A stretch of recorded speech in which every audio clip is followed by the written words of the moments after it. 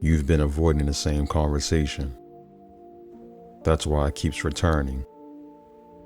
Not because you haven't heard it, because you haven't finished it.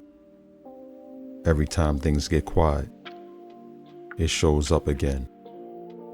The same thought, the same realization, the same thing you've been trying to push to tomorrow.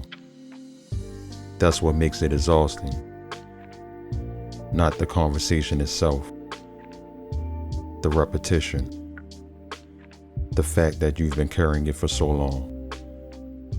You tell yourself you'll deal with it later, when you're less stressed, when work calms down, when life feels easier.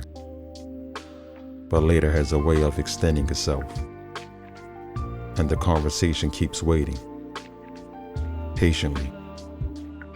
That's the strange part. Some things don't disappear because you ignore them. They follow you into different jobs, different relationships, different routines, different versions of your life, because the issue was never where you were. It was what you refused to address. That's why awareness feels heavy. Not because you don't know, because you do. You know what needs to be said. You know what needs to change.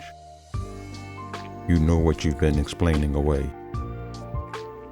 That's the part people rarely admit. The conversation isn't difficult because it's unclear. It's difficult because it's clear. And clarity creates responsibility.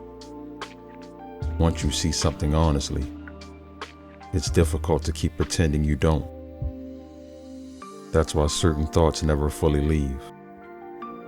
They're unresolved, not forgotten, not solved, unresolved.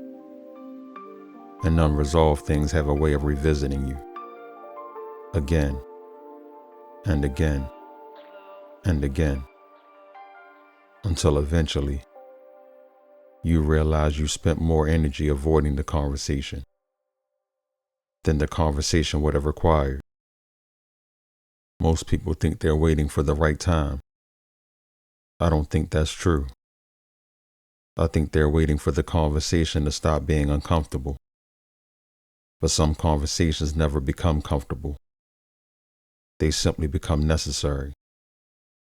And the longer you wait, the more of your life gets built around avoiding them.